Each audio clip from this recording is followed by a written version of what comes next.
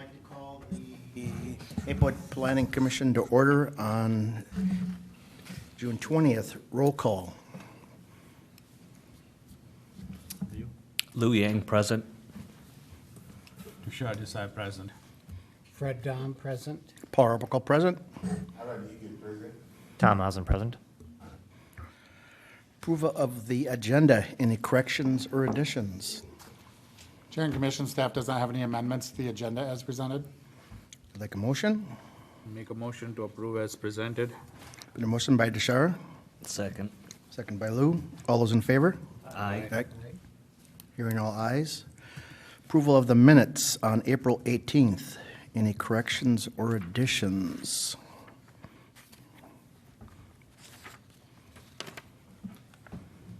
Chair and Commission staff does not have any amendments to the minutes as presented. Okay. Seeing none, make a motion. Motion. It's been a motion by Alan, second by Fred. All those in favor? Aye. Passed. We are on public hearing, conditional use permit amendment resolution, Klein Nissan Edition 3090 Maplewood Drive North. Staff? Chair and Commission, if we could bring up the presentation. I have a handful of slides to walk through our discussion on this item this evening.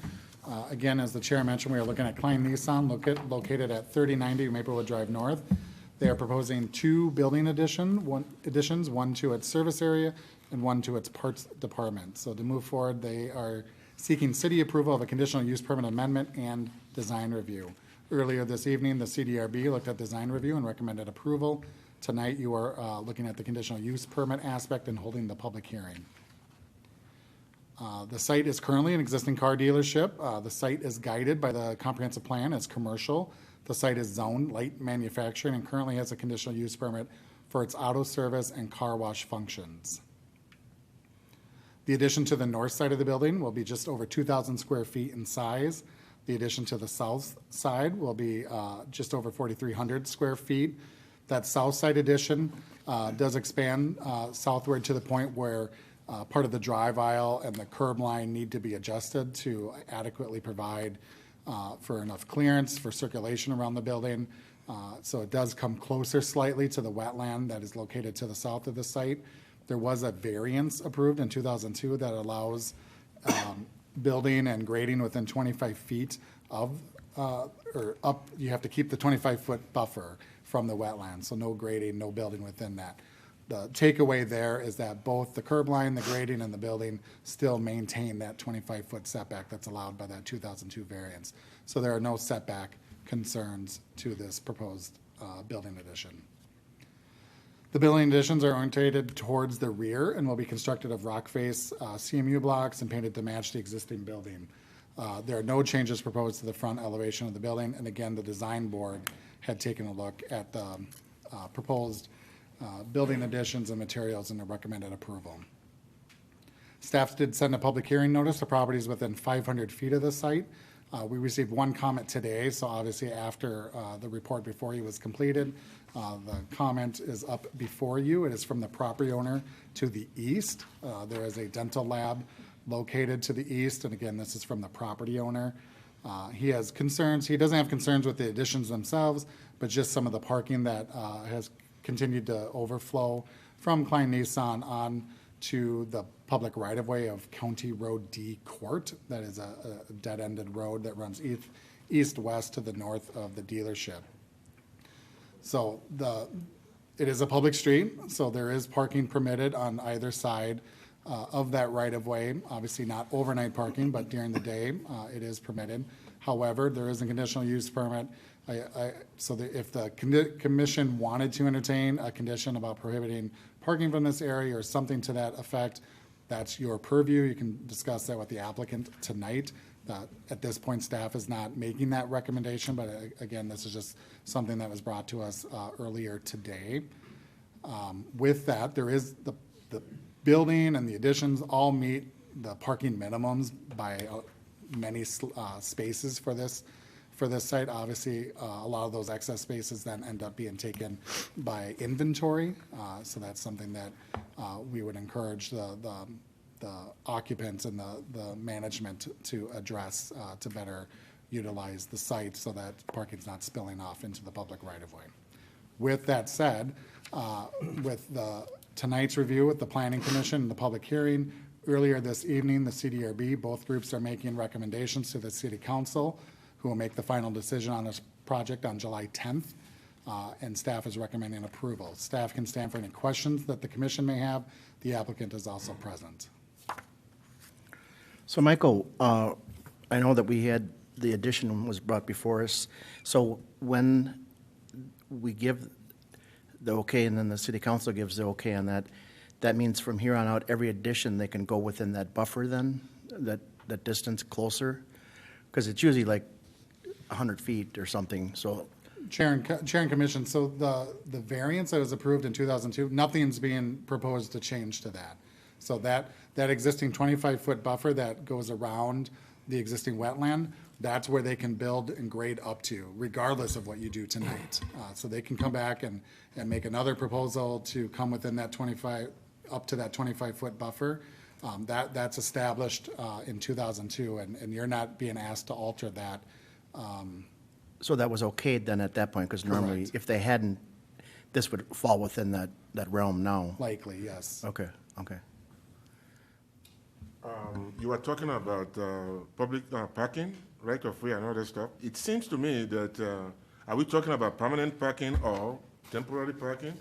Because it seems to me that that area look pretty much like a cul-de-sac kind of stuff, more private than, I don't see any traffic going through that place, even though it's public technically. Yeah, and Chair and Commission, so the property owner that submitted the concerns, he mentions, services that they receive, like for deliveries, or if they needed emergency vehicles, having concerns with access if there's parking on both sides. Now, I will say, the right-of-way itself and the amount of asphalt curb to curb, it's a wide street. It's wider than a typical street in Maplewood.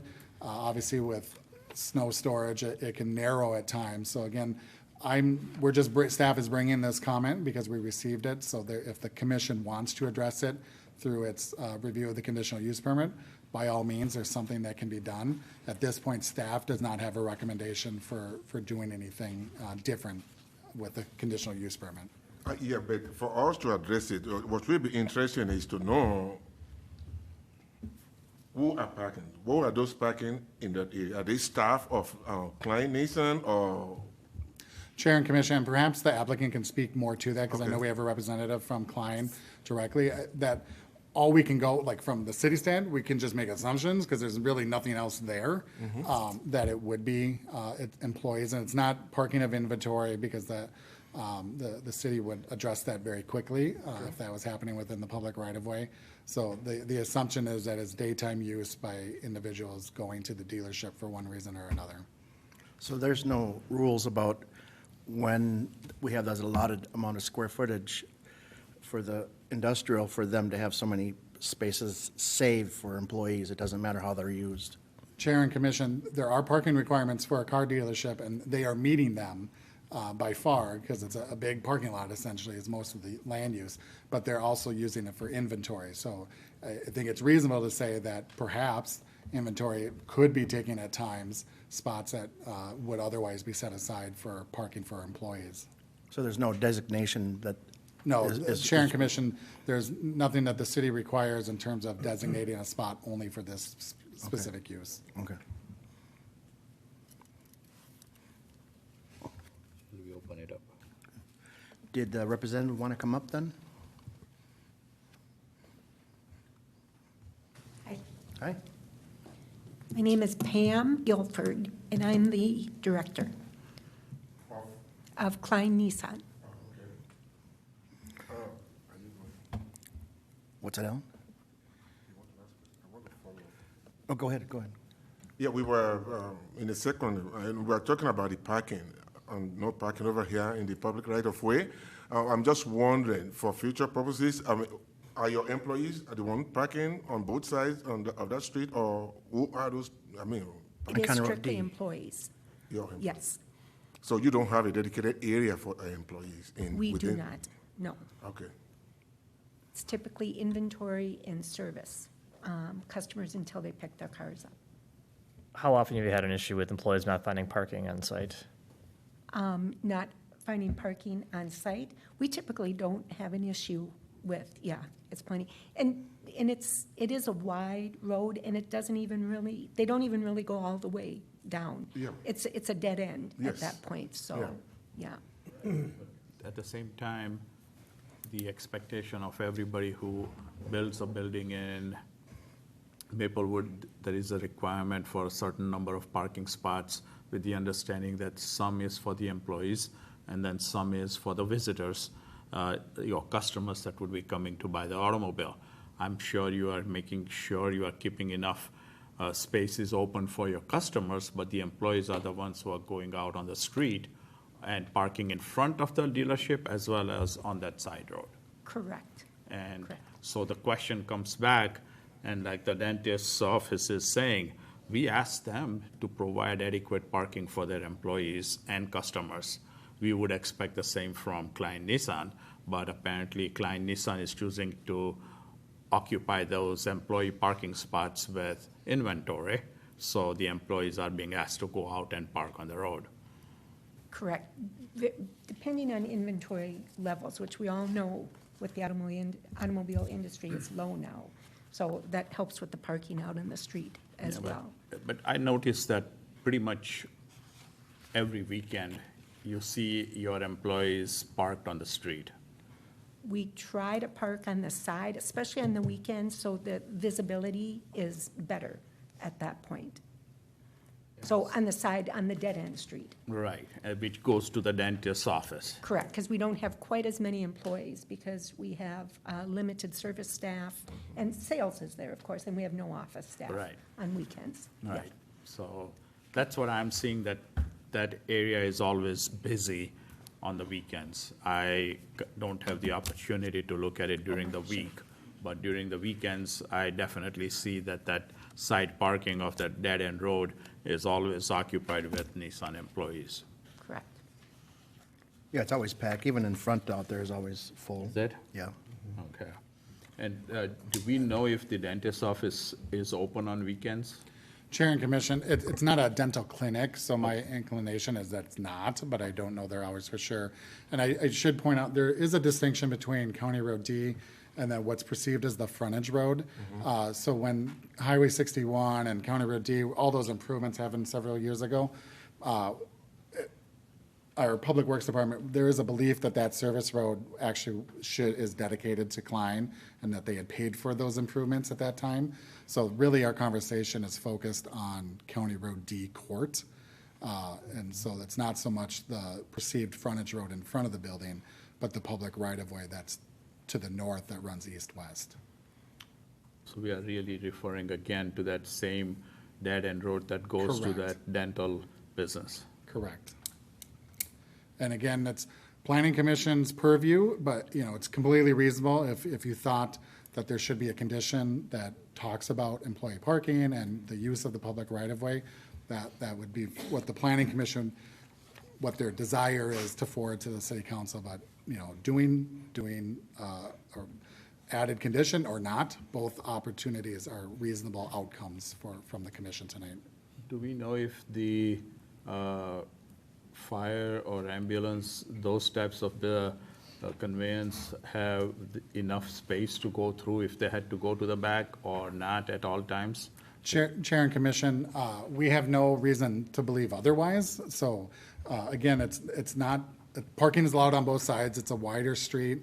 So we do believe that emergency vehicles could pass to and from. What I did tell the property owner on a phone call in addition to his email was he needs to tell us when these conditions exist. So say there's snow storage, it's January, parking on both sides. We need to see it then to ensure that emergency vehicles could pass to and from. A condition like today, if we went out and no one's there, it's hard to have that same situation. So he needs to complain essentially in real time for the city to be able to move forward on. You ever had a complaint from your neighbor, about this? Yeah. So. No. And major, I almost want to say like boom trucks, big giant work trucks go through that road with whether people are on both sides or not, so, To get back to that power thing, right? yeah, yeah, that's exactly, I couldn't remember the name of the company. Anybody else want to speak? I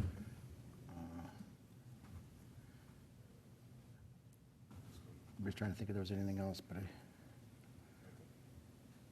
I think that was it then. Is that Thank it? you. I guess the main concern then is the parking, but everything else on the building, it seems like you're in compliance with everything there, and so.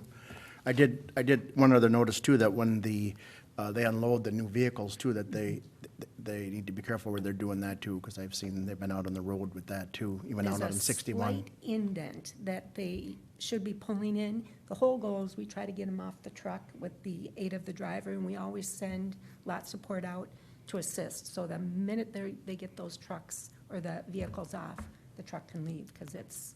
It's dangerous, yeah, right. Yeah, yeah. And so, better than the highway, but, Okay, well, thank you. thank you. I'm going to open it up then to the public, if anybody else would like to make any comments then. Now would be the time. Anybody? Okay, last chance. 1, 2, 3. Close the public hearing then. Okay, any other additional questions or anything, or everybody feel good about it? Or do you want to make a resolution about the parking or anything, or? No, I asked the questions, but when I heard from Michael that, when a situation occurs, they should address it at that point. I think it's best left at that, because there is no reason for us to set up a new set of rules for parking when there isn't a requirement for it. We are just creating new rules for the heck of it, so I just would say we won't address, or at least I'm not in favor of addressing the parking at this time. Okay. Okay, then we'll just go with this then. Somebody like to make a motion? Motion, okay. I'll make a motion to approve a resolution for a conditional use permit amendment approving 2 building additions to be constructed at 1390 Maplewood Drive North. Been a motion by Deshar, Second. second by Ellen. All those in favor? Aye. Hearing all ayes, passed. This is just our recommendation. This goes before the city council on July 10th, Chair and Commission. July 10th, so, thank you. Okay. Number 2, conditional use permit amendment resolution, M Health Fairview St. John's, 1575 Beam Avenue East. Staff? Good evening, Chair and Commission. M Health Fairview is proposing a 7,000 square foot addition to the existing St. John's Hospital campus. The addition includes a 16-bed medical observation unit to provide immediate patient care capacity due to increased patient volumes. The site is 28 acres, and they're requesting approval for a conditional use permit amendment and design review. The design review was reviewed earlier this evening by our design board. So the site is guided for employment with an emphasis on job retention and creation, near frequent and reliable transit. The land use supports manufacturing, industrial, higher intensity office, clinical, and business uses, and the proposal meets this intent. The site is zoned business commercial, and the use is a permitted use in this district. The site has an existing conditional use permit for the hospital, and an amendment is required for these proposed changes to the site. And that amendment would then include these project details. The 7,000 square foot single level addition is located within the interior of the site. It's not directly attached to the adjoining building foundation, but is attached by an enclosed at-grade connection. All setbacks are achieved. The site access remains the same from the current parking lot to the east and the adjacent building on the southwest. The campus has 1,252 parking spaces and is required to maintain that parking count as a condition of their CUP.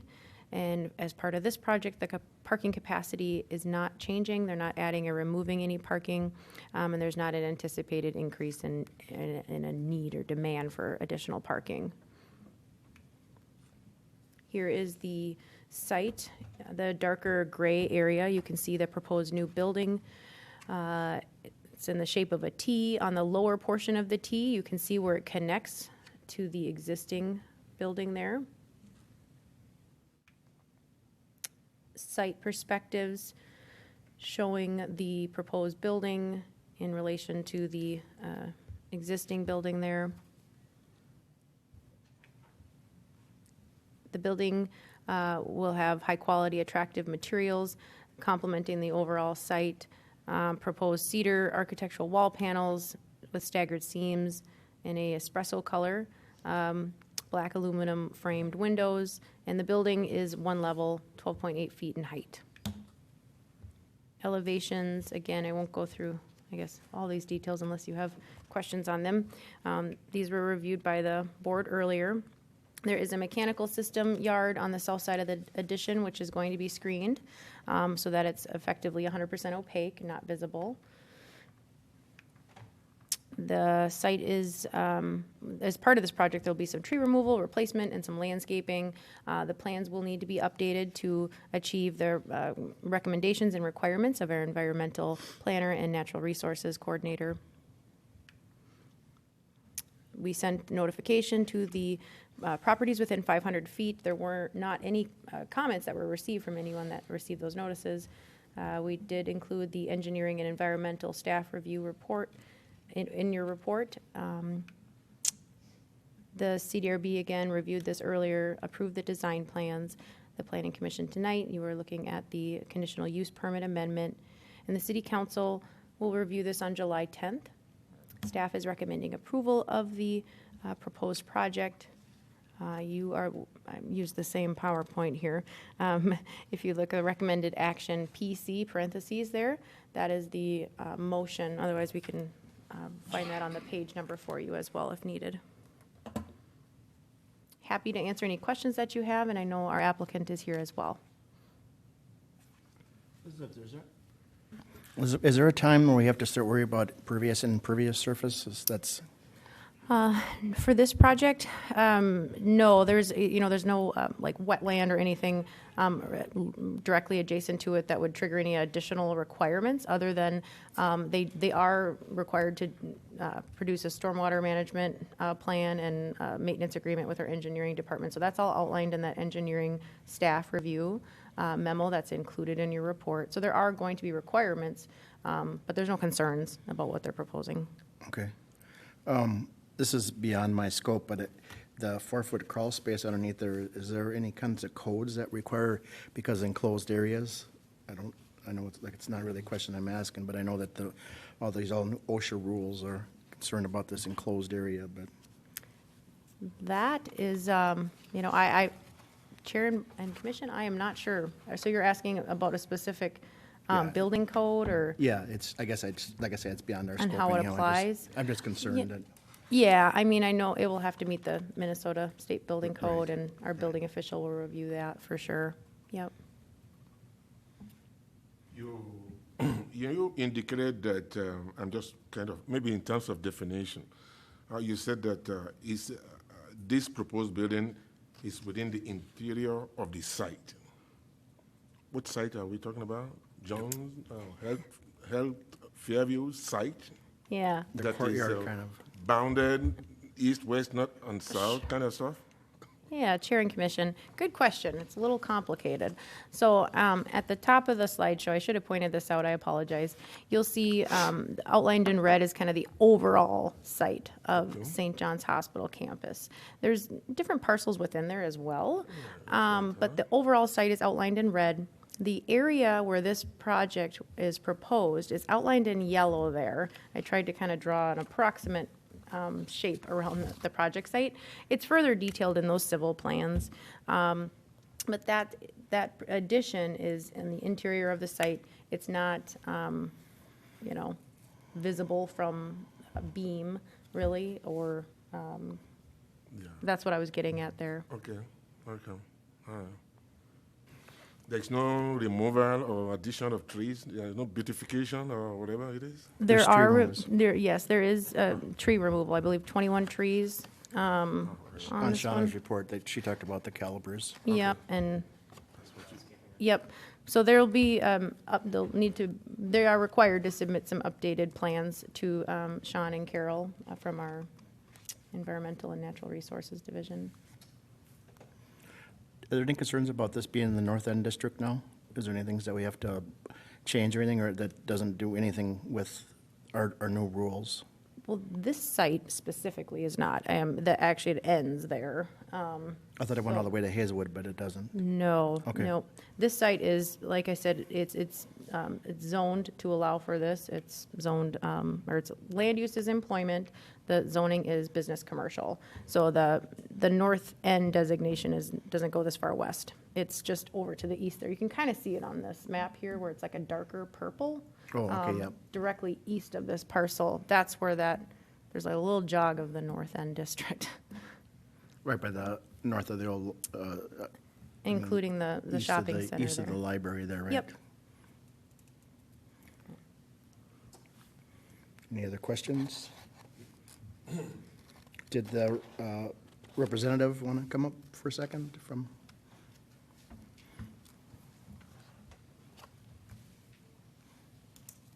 Hi, good evening. My name's Danielle Gethke. I'm the Vice President of Hospital Operations for St. John's Hospital, part of M Health Fairview. Kyle Weissman, architect with HGA. Okay. You guys have any questions for anything with us? It seems like everything's in line. I don't have any questions, no.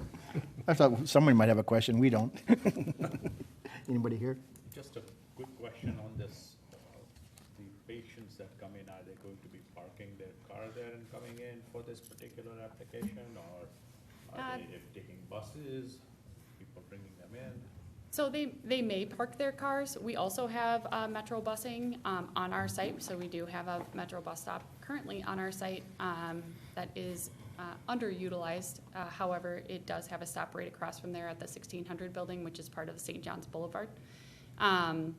However, these are really existing patients within our hospital that we are looking to cohort in a space of this medical observation unit. Okay, 16 beds. 16 beds. We're very busy. Is there any rules like with nursing homes that you have to take beds from somewhere? It doesn't matter. You could keep on just adding beds and beds, or? Yeah, so there is, for inpatient hospital beds, there are rules around that through the Department of Health. However, this does not add inpatient licensed beds. These are specifically to medical observation beds, would fall under the CMS 23-hour rule. Okay. So you can have many of those as you'd like. We could, You're right. within reason. Right. Yeah. When it leans up. No other questions? Yeah, I think we're good. Thank you. Thanks. Thank you.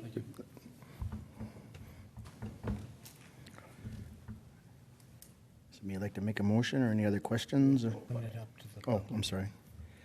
Is anyone that would like to speak on this? I'll open up to the public.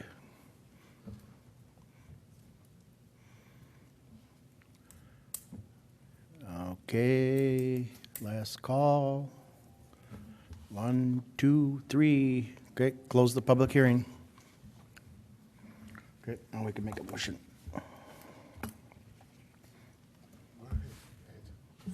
I'll make a motion to approve a resolution for a conditional use permit amendment approving a 7,000 square foot addition to the existing St. John's Hospital campus to be constructed at 1575 Beam Avenue, subject to conditions of approval.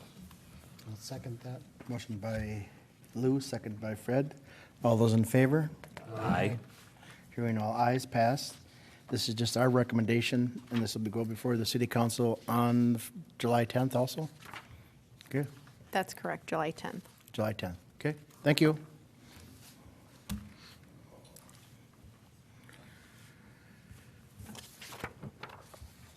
We are on number 3, lots size and setback variance resolution 1759 Phelan Place. Staff? All right. Chair and Commission, Jody Andrews, the property owner at 1759 Phelan Place, is proposing to remove the existing home on the property and rebuild a new single-dwelling home on the site. The site is 0.09 acres in size, and she is requesting an approval for a lot size and setback variance.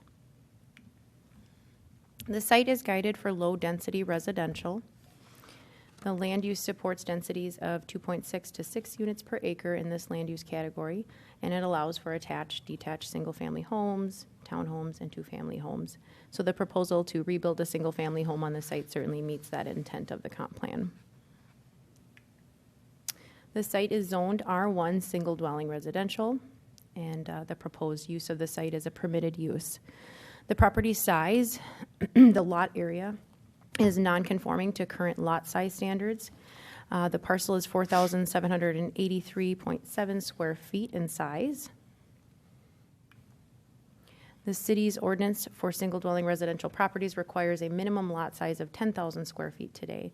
So if you were subdividing a new tract of land and creating new lots of record to build single-family homes, the requirement today would be 10,000 square feet for a lot size, with a lot width of 75 feet at the building setback line, meaning the front of that dwelling, wherever that is, needs to be 75 feet wide, and 100 feet for a corner lot for street frontage. However, this property was originally platted, so it was originally created to be this size, and so it's considered a legal non-conforming substandard lot, and it can be used for single-family residential dwelling purposes. However, there is a provision in our non-conforming ordinance section that's related to the ownership of the lot and the adjacent lot. The applicant is required, therefore, to request this variance, and we can go through that. Can you explain that a little bit? Yep, that's Chair and Commission, that's just where I was going. Okay. So typically, if you have a lot that's been platted, it's very standard to allow construction on that lot, even if it doesn't meet the current size standards, like a lot width, lot frontage, or lot area standard. Section 4412, as outlined here on this PowerPoint and in the report, further codifies that, saying that non-conforming lots that don't meet that size, width, frontage, or depth requirements, we still allow construction on those lots. However, there's this list of requirements. So the first one there is what we are discussing this evening. Since becoming substandard, so since the lot became substandard, meaning that this lot was originally not substandard, it was platted and intended to be this size, but when the city changed the ordinance requiring the lot width, lot frontage, and lot size standards, it made this lot substandard, legal non-conforming. And so it says here, since that lot became substandard, the lot has always been in separate ownership from abutting lands. The applicant purchased this property with the intent to build a residential home on the property and presently owns the adjacent property directly west at 1769 East Shore Drive. The applicant was unaware of this ordinance provision on separate ownership, and so given this provision, she's requesting a variance to the lot size standards. To clarify, before we move on to the next item, if somebody else had purchased this lot and wanted to build a home on it, they would not have to go through that lot size variance request with you and the council. It's just because she happens to own the adjacent lot, and we have a section in our code stating that. What is that flag? Why does that do that? Chair and Commission, that's a good question. I don't know exactly the reasoning behind that specific code section when it was put in place. So I apologize, I don't have an answer for you. So that's the first request. So just want to make sure we're on the same page because this one's a little confusing. So the first request is a lot size standard variance. The second request for you this evening is a rear yard setback variance. So the proposed placement of the new home requires a variance to the rear yard setback requirement. The rear yard setback requirement is 20% of the lot depth. And in this case, we have two different lot lengths. We get the average, which is 13.5 feet. So the requirement is 13.5 feet. And there's a small portion of the proposed home that's on the northwest corner that encroaches into this setback. So not the entire length of that rear setback, just the northwest corner is proposed at 9.2 feet. And here's, I have another image that's a little further zoomed in, but, or you can look on your own screen there. But you'll see the existing conditions and the proposed site plan there. The image on the left shows the existing home footprint kind of shaded in there. And then the image on the right, you're seeing the proposed home location. So very similar in size as far as coverage on the lot, just being repositioned, so to speak, so that it's tilted. Does she own the house to the left there then? That's correct. So the property, and you can see this a little, you can see it, it's half shaded in. It says existing home on both of those images, on the existing and proposed. It shows an outline of the east wall of that home, essentially. Right. So if somebody who wasn't her, who didn't live right next door, purchased this property, they could build a home without this requirement, okay? Now, the one thing, though, is she is, in addition to that, requesting a rear yard setback. Required to be 13 and a half, she's requesting to be at 9.2. So, those are the two requests we are asking you to make a vote on this evening. And I want to further just kind of outline our front yard setback requirements, but that's not an item that you are formally voting on. So the two items tonight that you're formally voting on are the lot size standard and the rear yard setback variance. So we have a process outlined in our code. The city council has already provided this in our ordinance, stating that staff can approve a different front yard setback in certain instances. This is, you know, it occurs, I wouldn't say very commonly, but it does occur. And when it does, it's usually at the building permit process, and that's why you never see these. Folks are working to position a new home, and maybe there are reasons that meet the intent of the code for them to have a different front yard setback than what the code states. So this particular property is on a corner lot, so it's subject, according to our code, to 2 front yard setbacks, further reducing the area that you could build a home on an already small lot.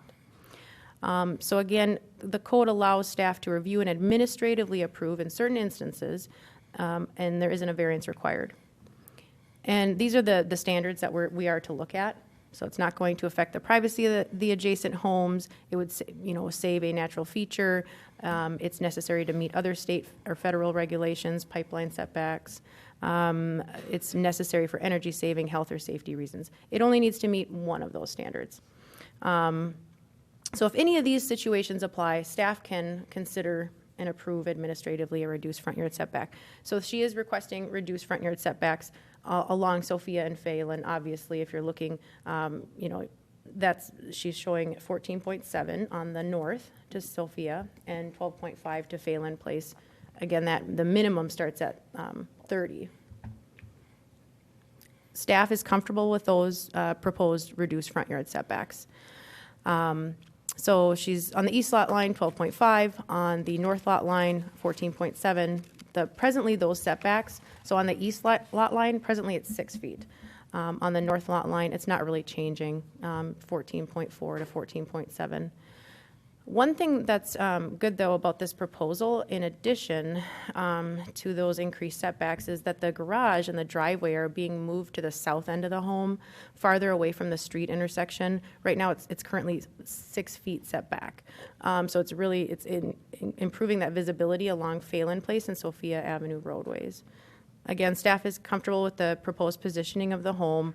Overall, those setback distances are increasing, and the proposal meets the intent and conditions under that ordinance section on front yards.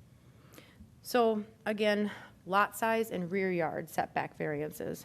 Those are the two items that we're discussing. State statute is very clear about when cities can approve variances in harmony with city policies and goals, comprehensive plan, and that it meets the practical difficulty standard. And so I will run through that real quickly. Staff has reviewed those, and we find that this application meets that intent. So the reasonableness is being the first standard when the property owner proposes to use the property in a reasonable manner not permitted by the zoning ordinance. The owner's request is reasonable given the provision in the city's nonconforming ordinance section and in the existing size of the lot. Again, the owner could sell the lot. A new owner could build on the lot without the requirement for that variance. And that rear yard setback variance of 4 feet is a reasonable amount considering the existing lot and angles. Uniqueness, when the plight of the landowner is due to a circumstance unique to the property, we feel that these existing circumstances are unique to the property and they're not created by the landowner. The lot size is rare in Maplewood, and given that the lot was originally platted to be this size, there are unique circumstances. And then essential character, that if the variance is granted, it will not alter that essential character. So we feel that replacing that existing residential structure on the property, which would be used for the same purpose, a residential dwelling, would keep that neighborhood character the same. We did send notice to the surrounding properties within 500 feet. Staff received one email after the staff report was prepared, and I provided that to you right at the beginning of the meeting. In that email, it was from a neighbor. And I didn't include it in the PowerPoint only because it was kind of long, so I thought it'd be easier for you to just read on your own. And then I did receive 2 phone calls. One caller had general questions on their proposal, and then the other caller just left a message in support of the project and not able to make it this evening, but wanted to state that. So there are some requirements from our environmental planner, Sean Van Wall, on tree preservation plan. So we are requiring that she work with our environmental planner as well as our engineering department to meet those requirements. This item is being reviewed by you this evening. It will go to the City Council on July 10th, and staff is recommending approval. And I have a recommended action here for you, a motion, if you should choose to use this one. Otherwise, I can point that out in the staff report as well if you'd like a page number. Happy to answer any questions that you have, and I know our applicant is here this evening. So the line site of the front houses, they kind of require that now. It doesn't line up with anything because we're going to be so much closer to the street. Nothing's going to be in line with the rest of the houses, right? Could you ask the question again?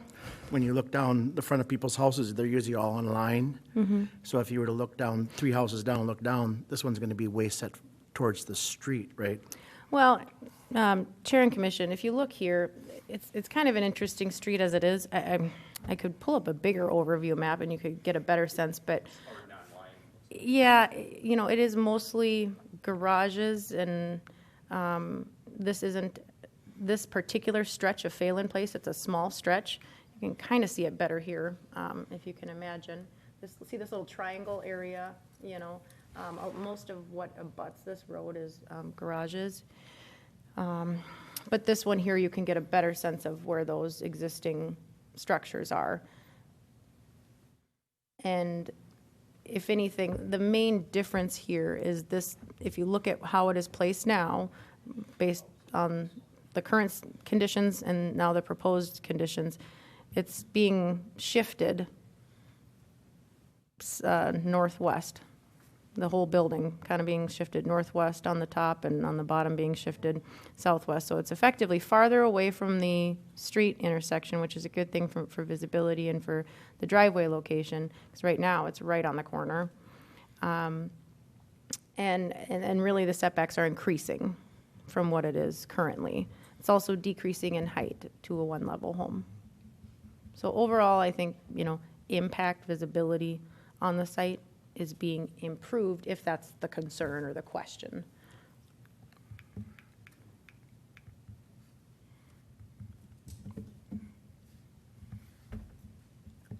Questions? No questions?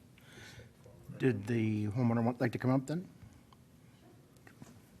Come on down. So, just to clarify 2 things, Elizabeth, the address, it's 1768 East Shore. Oh, Not 69. apologize.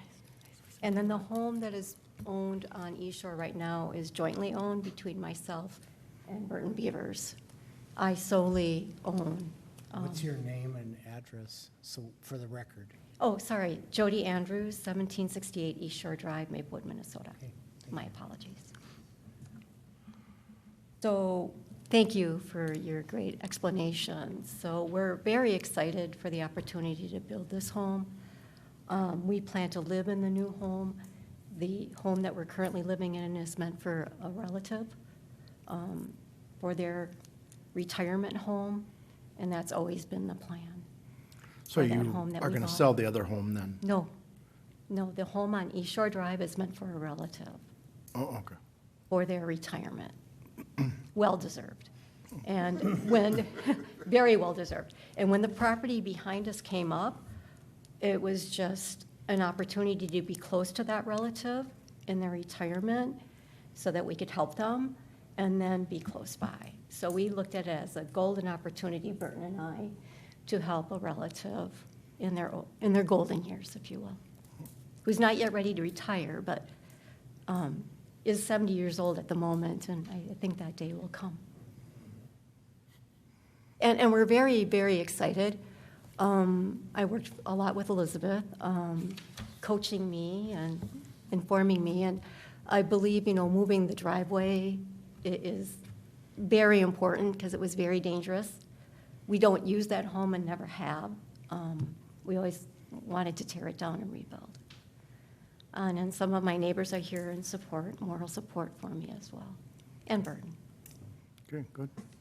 We are going to be doing, good news, it's less impervious than the existing home, 1.6%, but it's less impervious. So it's a little bonus. And again, I'll be working with Sean, to make sure that we have the proper, rain garden, and there's a perfect slope for that existing area. And Sean was the original planner when I started down this journey. It's been a long road because of the pandemic, uncertainties during that time, and now we're beyond that, or we hope to be. I'm sorry, do you have questions? No, I think we're good. We just, We're very good, thank you. I think it was, if you had anything, and it seems like it'll be a nice project. So, thank you. Thank you. So I will open it up. Nora, did you want to come up? My comments, unfortunately, I wrote on them a little bit. Is that okay? I don't know. Who do I give them to? Is it just your, Just everybody, I guess, if you have them, or, oh, well, then maybe for you guys. what is this, your first time to a meeting, or what? Yeah, I think it's the first time I've been on this side. Let me sign in here.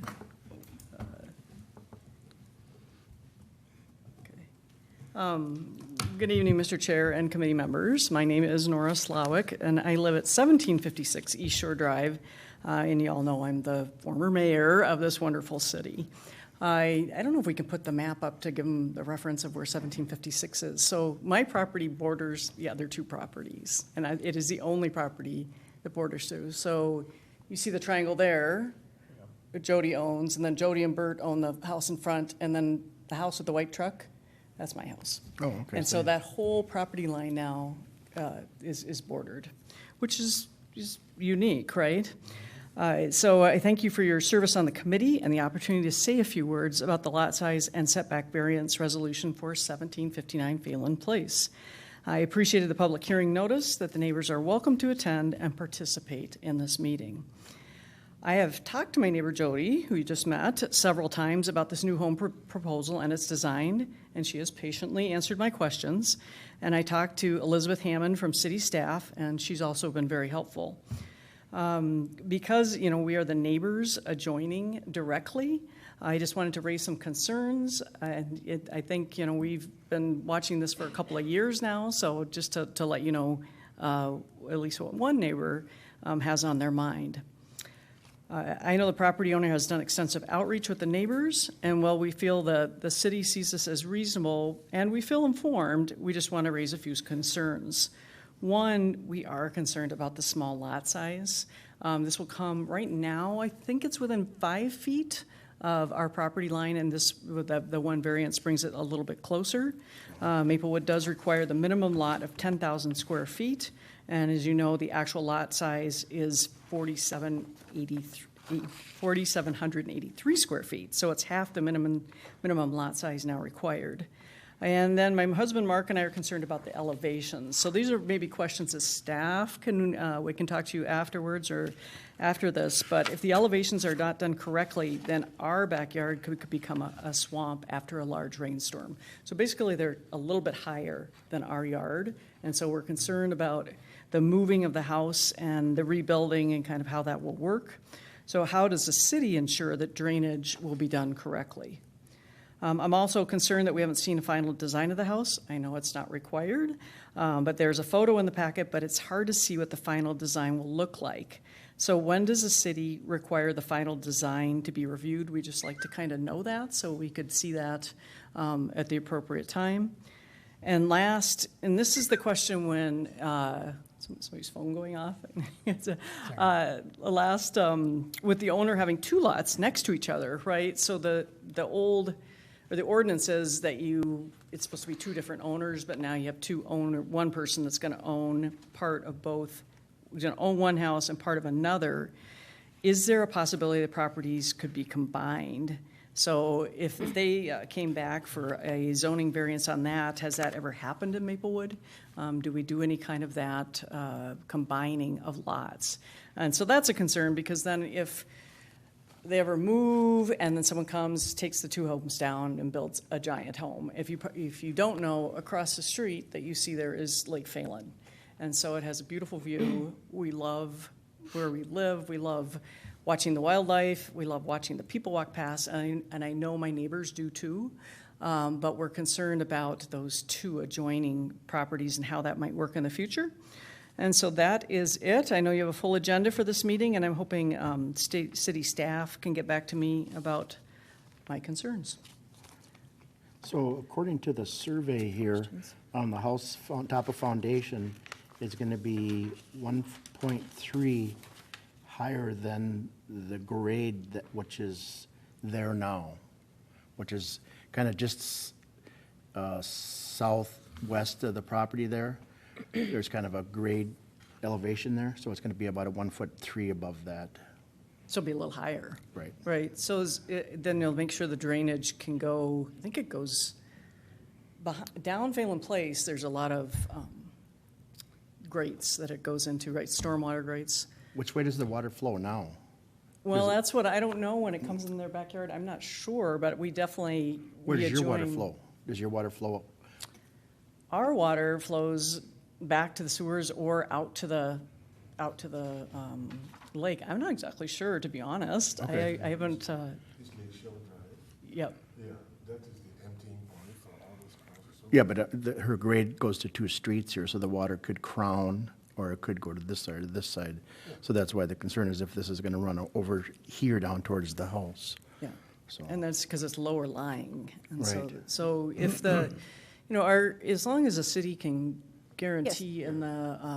I can address that. Yeah, Chair and Commission, resident. As far as the concerns about runoff, erosion control, grading, those would all be addressed at our building permit process. She would be required to submit plans to our engineering department. They would review that before she would get a grading permit to even start doing the project. It's very likely that if there is any negative runoff occurring, that would be improved through this project, because these are opportunities for the city to look at a site and look at how can things be improved. And in fact, she's already indicated she wants to work with our environmental planner to incorporate some mitigation strategies that would further improve any water runoff. So as far as the grading and drainage, obviously you can't control everything, but the city does have a process in place. To answer your question, we have a process in place to review that, certainly. And then as far as the final design plans for the home, for the purpose of this request, we only require a survey because we are looking at a placement of the home. So we're looking at where is that home in relation to the property lines. The city's not required to review design plans for single-family homes as far as at a formal public meeting by our design board. So it's only being reviewed at the permit process. So when they submit a building permit application, that would be reviewed administratively, and we would make sure that it meets any other applicable ordinances. As far as combining the lot, I mean, it's really a hypothetical question. Anybody could purchase a lot anywhere or two lots and combine them. To answer your question, though, about these particular lots, if they were to build a home on it and then request to remove the lot, they would not be able to do that. They can only have one home on that lot of record. Certainly, somebody could purchase those two lots or the two lots across the street from you and do that, and remove the lot line and build a home. But it's really a hypothetical question, and it's not really related to the proposal this evening. So, I mean, I don't know how to answer that one, because there isn't really an answer. Mr. Chair? Question for staff. Wait, Do you know what the square footage is of the other parcel adjacent to this? You mean her the The residents here or existing the applicants? The one that she was talking about splitting between the two. Just curious as to what the Does it square have it on footage is here of on the that. survey? I have the dimensions, I can figure it, thank you. You guys probably know. Of your current house? Current house? Yeah, they're just asking the square Yeah, footage. Chair and Commission, it's, I have the acres, it's 0.21 acres, which equates to 9,000, just over 9,100 No, square wouldn't feet. be much then. But again, to Elizabeth's point, if someone bought both the lots that are kind of being talked about here, have to tear tore one down house. both homes, combined them, yeah, you could build a new home. And that's done all administratively as well. And so it would- That would all meet zoning code. And as Elizabeth pointed out, you can combine two lots, single-family home lots, anywhere in the city, tear down both homes and build a new one on both lots if that's what you desired. If you got the money right. What was your question? Mr. Chair, so you can see why we're concerned. And, we do live in a little bit of the world of hypotheticals as the neighbors, because we're wondering, right? And it's been a long time, and we've been waiting for this. And Jody's been really good about communicating, but it starts to worry us. And so I understand the project is likely to move forward, but I also want you to understand as a resident, we have concerns. So thank you. No, on the way the house is now, how close do you think the house is to your property now? I think it's within 5 feet. Okay. I'm not exactly Chair and sure. Commission, according to the survey, it's currently 5 feet and it's proposed to be 5 feet on the corner. Okay. So that won't change any The closer than, existing right? The existing setback Right. won't change. The building line, if you look at how it is Yeah, situated, because it's turning a little bit, the building line of the home certainly will run along the property line a little longer be instead of parallel. angling away. Yeah, it'll be- But the it'll be parallel setback is the almost. same. Right, right. So it won't be any closer there then, I guess. But you'll see more of the house because the angle is changed, right? Yeah, and Mr. Chair, to be fair, we all want to look at the lake. So I think that they're going to tilt the house to look a little more Oh, at the yeah. lake. And Right. so in the garage side will face us, and we see that as good, right? Because I don't think there's any windows. We don't know, but there won't be any windows on that side. So I think, right now it's very close and it's a two-story. So there's some, we do like that it's going to be a one-story. But the other one, the proposed one too, will probably be in close proximity to that. And to answer your question, I think that will be addressed, in the plans. Yeah. The closeness. Yeah. Yeah, and the only thing is, and we've talked about this, we've talked about a lot of these concerns, is if at night, if someone's, our bedrooms are in the back of the house, Yeah. or it's coming down and then turning into the garage, it's just gonna do that swipe of the lights, but, we get that in the front of our house too, right now, because we're surrounded by, we have streets on both sides. Yeah. Yeah, It's a unique location. yeah. Yeah. So we're, we're a little bit used to it, I guess I could That's say. just but- right. Yeah, it's a unique location. It's just, it's not different from taxing a corner building with different taxes because of what the comfort, Yeah. You can see this, so you can say, but you pay more taxes, right? So it's just as simple as that. That's true. It's too bad that they are putting the garage at that end. If they want a view, that would be the more straight view for the lake too, really. But they want to get the driveway further down, so I guess that makes sense. So, but- Okay. Thanks, Nora. Thank you. Appreciate it, yes. Is there anyone else that would like to come up and speak on this? Okay, come on up and then state your name and is there a paper up there to sign in?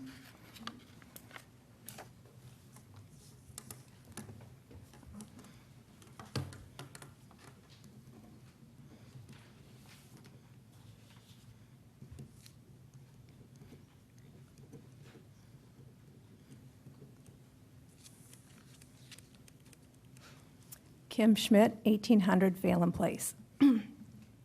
Thank you, Chair and members of the Planning Commission. I would like to begin tonight by saying that it has been an honor and a privilege to get to know Jody and Burton this past year. Jody is truly one of the kindest people I've met. Her kindness and thoughtfulness is also reflected in the design of this proposed home. She has considered the sightline of our property so that the proposed position of the home will look towards the lake instead of directly at our neighbor's backyard. She also had an architect with decades of experience review her plan, and then she incorporated his suggestions into her plan. I am very comfortable with the design and placement of this home. It is a smaller footprint, allowing for more pervious surfaces, and the single-story home will fit well within the surrounding homes, which is a mixture of single and two-story homes. The design and placement of the home is very thoughtful, taking into consideration the neighbors and the mix of housing. I believe this home would be a lovely addition to our neighborhood. Also, she graciously invited neighbors into her home to share her plans. This allowed for us to see inside her current home, which is well-maintained and beautifully decorated. With her sense of style and dedication to our neighborhood, I have no reservations about the high level of execution she will expect from all contractors she engages with during this project. I would like to extend my overwhelming support for this proposed home. Please consider extending the support of the Planning Commission to this proposed project and approving the lot size and rear yard setback variance. Thank you. She didn't give you $20 to read that for you, did she?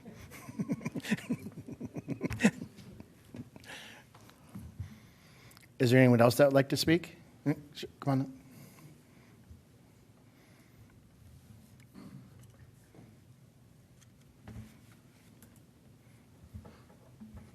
Mr. Chairman, my name is Douglas Watnamo and live at 1777 Phelan Place. We're just across the street on the north side of this structure. Okay, is that right where the road comes down? And on? Comes down the hill, yeah. Okay. We're by that triangle, the oldest city park in Maplewood. It's that triangle. Oh, wow. Yeah. We are in support of the construction of the new house, and with our neighbors. When that house went on market a while back, a few years ago now, we were wondering who would buy that property.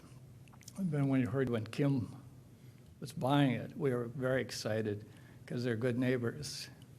And so we were happy that they bought it, and with a good reason for buying it. We would like that old house torn down. It's been kind of a blight in our neighborhood, and it's been unoccupied for quite a while. And I think the only thing to do is tear it down and then put a new structure on it. We've looked at the new plans, and of course, we're across the street. It doesn't really bother us one way or the other, but we would like to see a new house there. I think it would improve the entire neighborhood.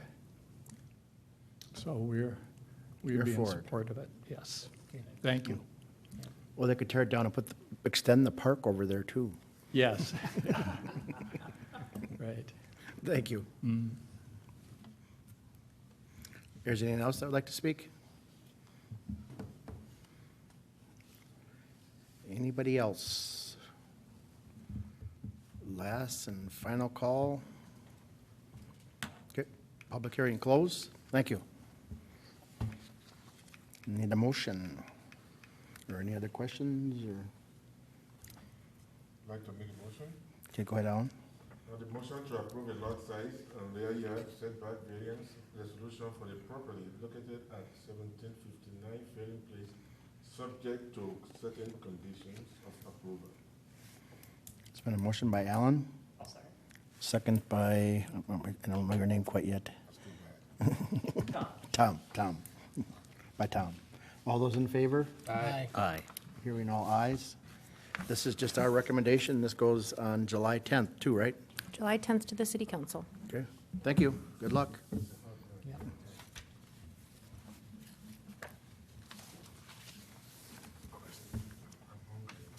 Yeah, me too.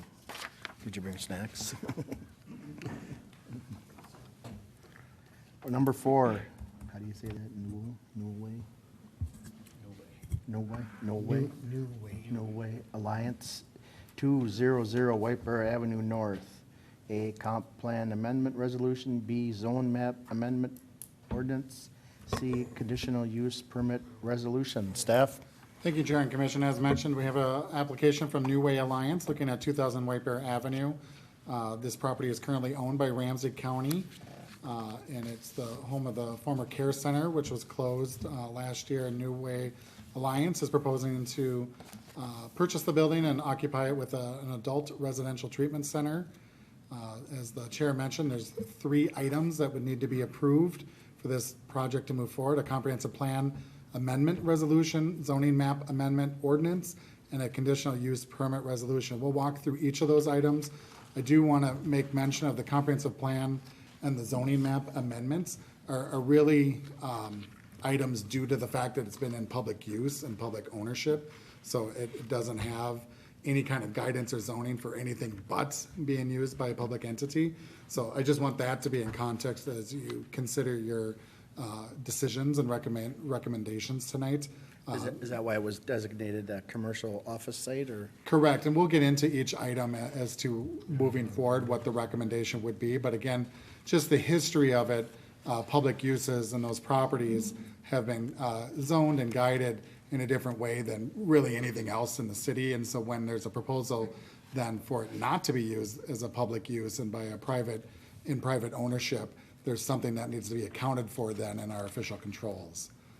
So again, just a little bit more background. In 2022, as I mentioned, Ramsey County closed its care center nursing home on this site, and the county was looking for a purchaser of the property and came into an agreement with New Way Alliance, who is present and can answer questions about their proposal in just a few minutes. But included with the materials that was in your packet tonight, the Adult Residential Treatment Center would have clients that would be on site for an average stay of 31 days. Initially would start with a population of 60 clients, eventually growing to 120 clients over 4 years. It should be mentioned that the care center itself was licensed to have up to 146 residents. Just, they're not this, obviously the same use or the same population, but just a comparison of occupancy and what can be done with the building and the property. And I think one other thing that should be noted, the building itself is set back just under 300 feet from its front property line to White Bear Avenue. So the building has quite a bit of a setback. And then you have the right-of-way of White Bear Avenue itself, and then the homes on the other side of the street. So just again, some context for how much distance occurs with the form and layout of this neighborhood. So looking at that comprehensive plan, currently this property is guided institutional. As you can see, all that sea of blue is Ramsey County facilities, where you have Aldrich Arena to the south and Parks and Rec to the north. You can see on the other side of the Gateway Trails, the start of the District Court building and this campus where we're at right now. So institutional is what's been used for those type public uses guiding towards the future. So now that there's a proposal to put this property into private ownership, it needs to be guided something outside of that public institutional type use. So given what the applicant is proposing, but also staff took an eye towards, if not that, and what else, commercial did seem to be the proper designation for this property. Similar story on the zoning side, again, and you see this, again, public uses never needed to be rezoned to anything else, so they fall into that kind of holding category that's been historically used throughout the city as farm residence. Again, you can see up to our campus all have that farm designation. So again, looking in terms of the applicant's current use and then looking with an eye if it was something else, the uses that are included with commercial office do include the use that they're looking at, the applicant's looking at tonight as a conditional use, but the other uses that are permitted and conditional also in that zoning district, staff had a comfort level with this property being zoned. Because again, you're looking at this proposal tonight, but we also wanted to have an eye towards the future. Again, if it were to be something else, what made sense, and commercial office zoning did make sense from a zoning stance. So that leads us to the conditional use permit. So say the zoning, the land use had been in place to begin with, they're before you tonight only for that conditional use permit. But obviously, we got to look at all three items as well as city council. So a couple different sections require that conditional use permit for an adult residential treatment center. As stated in the applicant's materials, the facility will be staffed 24 hours a day, every day of the week, or every day of the year, excuse me, over 3 different shifts. And they can talk more about how their staffing would work if there's any specific questions to that. Residents would, who need to leave the building must receive essentially a pass, whether it's for medical appointments or otherwise. That's at the discretion, again, of the operator. And all residents would be subject to drug and alcohol screening. No significant alteration specifically to the exterior of the building is what we'd be concerned with our meetings tonight. So this did not require any review by the design board earlier this evening. But if the applicant in the future ever did propose any kind of exterior improvements to the site or the building, they would be subject to the city's design review process. There would be some improvements to the interior, as stated by the applicant, to the shower room modifications, kitchen equipment, and some other cosmetic interior remodeling. All that will require permits and need to meet Minnesota Building Code requirements. In staff's review, again, of the application materials that were submitted, we do believe that this does meet the criteria to approve a conditional use permit, and that's our recommendation to the commission tonight. You can see the exhibit that's on the right-hand side of the screen. Again, the property lines for the kind of all the Ramsey County uses weren't necessarily making sense, and so the Ramsey County had to go back and kind of redraw some lines to put this parcel of property on its own parcel. That's administrative review. That's just for background for the planning commission to understand. But this facility would sit on its own property and not be intertwined with any other county uses moving forward. Staff sent a public hearing notice. The property is within 500 feet. We did not receive any comments on the proposal. Planning commission holds the public hearing for all 3 requests tonight, and the city council will make its final decision on the project on July 10th. And like I said earlier, staff is recommending approval of the project of all 3 items. Staff can stand for questions, and again, the applicant is here for any questions that you'd like to direct to them. Question, if you know the answer, is the property currently subject to property taxes? And if it is not, will it be added so that it will add to our government's income? Chair and commission, 100% it is not today. It is tax exempt. The applicant can speak more to their tax designation and what they plan to do moving forward. I'm sure it's a 501. Will it still be property tax? Doesn't matter. Not a 501, no. Really? No. So this building is going from farm to commercial. What is the difference between going from public to private? Chair and commission, so again, the farm residence primarily is set up for single-family dwellings on larger lots with potentially kind of more rural type uses. Public uses are allowed in any zoning district. Churches are too. There's a handful that could be anywhere. So there's never been a need to rezone properties like this. So a farm residence doesn't really match that in what actuality is built on that site. So it needs to be rezoned to a commercial designation. And the city has a handful of different designations, as this group knows, as it's gone through the zoning code over the last couple of years for updates.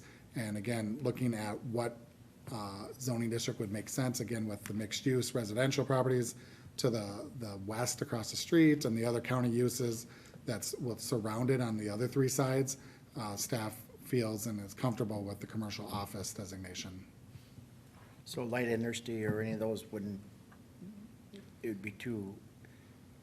Chair and Too commission, much. so light manufacturing or just even the general business commercial, if not this use, we felt like those would be potentially have more intensive uses that would be appropriate for this site.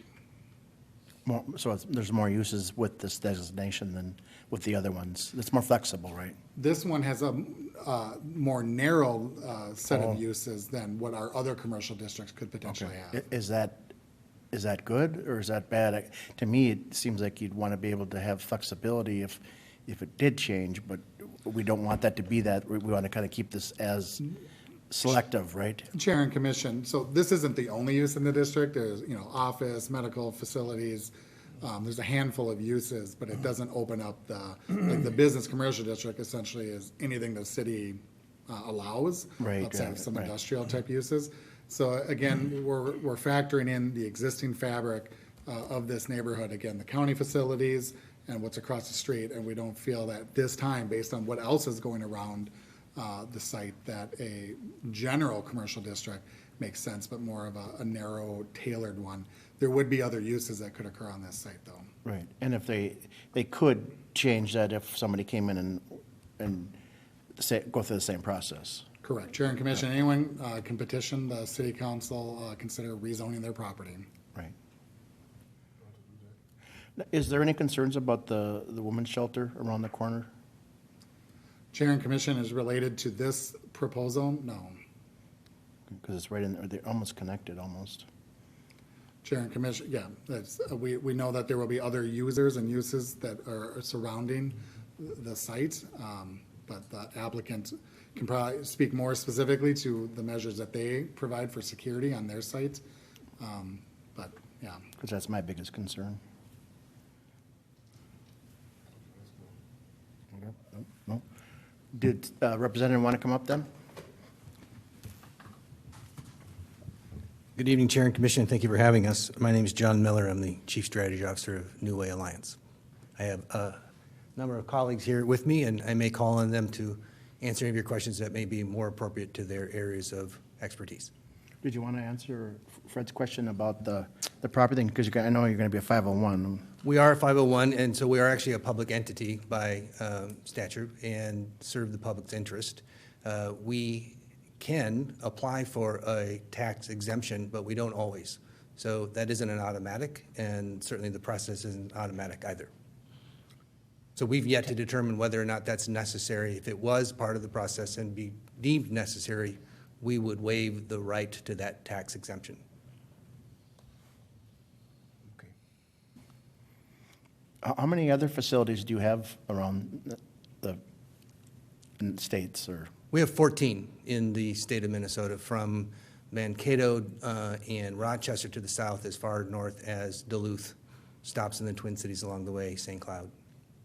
Is it and part in of Hastings, Minnesota. Is it kind of like the Union Gospel in a way, or? No. No. No. Completely different. Yeah.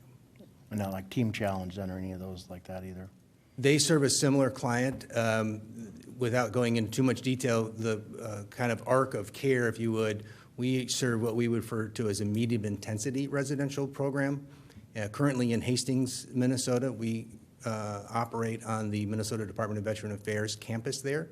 They've made the determination to convert their campus to entirely and solely serving veterans. So we are in a lease situation there, and so we've been required to relocate as part of their redevelopment, and thus are looking at this option for our use to relocate that program. So in that specific program, that's why the number's so specific about there are 60 beds where we're serving folks in medium intensity. So they are not in a withdrawal management or detox type of thing, so their acuity is, think of it in terms of their conditions in more of a state of remission. So they're not necessarily right off of the street and in some kind of crisis. They often have had experience at a higher level of intensity. You may think of things like a 28-day program or something like that you might see. We think of it in the movies or something. And so they've had that experience often before they get to us. So we have a very stable population that we're treating in that way. Hopefully that answers your question. And you're able to do that within 30 days? It seems like it's a long-term thing. It is. Well, after their stay with us for that 31-day of residential treatment, they often go to our, what we refer to, IOP, intensive outpatient programs. So that is where they're not housed directly within the walls of where they're receiving the treatment, but rather they're coming 5 days a week for that care, and that's a longer duration. So you've hit on an important part. We think that low-cost, long-term care is the solution, if you will. The efficacy increases on the treatment of the client over that period of time.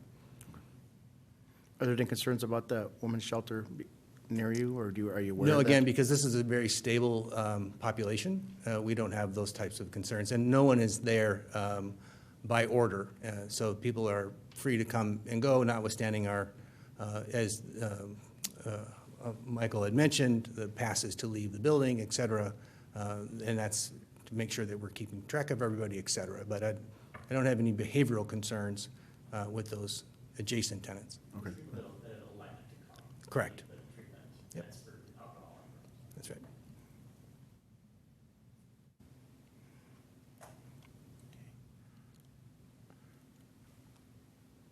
You guys are all good?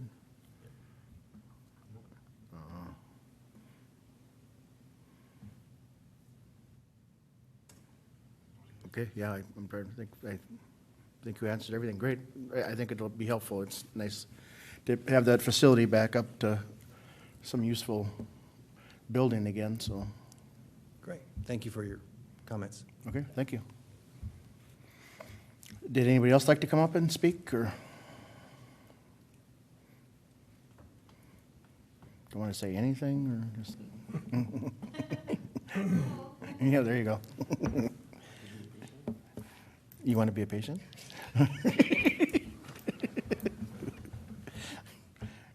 What a bully.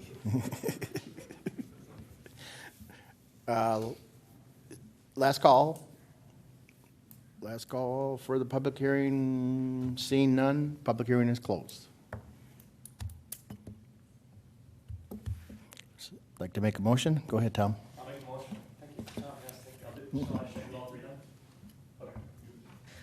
Okay, so I'll make a motion to approve an amendment to the 2040 Comprehensive Plan's future land use map to re-guide the project parcel located at 2000 Wiper Avenue from institutional to commercial. Also motion to approve an ordinance amending the city's zoning map to rezone the property from F, farm residence, to CO, commercial office. And then C, motion to approve a resolution for a conditional use permit for New Way Alliance at 2000 Wiper Avenue for an adult residential treatment center. Mike, do we have to approve each one, or just do it as a total? Chair and Commission, you can vote on all one at one time. Does anybody have any options, complaints about any of them that we have to vote separately? So, okay, so. Seconded. Okay, there's been a motion by Tom, second by Deshar. All those in favor? Aye. Hearing all ayes, passed. So this goes before the 10th of July, so thank you, and good luck, and hopefully that'll go well, and Alan will be stopping by. Thank you, good night. New business, none. Unfinished business, commissioners' presentation, staff's presentation, visitors, anybody else want to visit? Nothing? Chair and Commission, we have nothing further for you tonight. Okay, make a motion, we adjourn. So moved. Okay, thank you. Thanks, Thanks. everybody.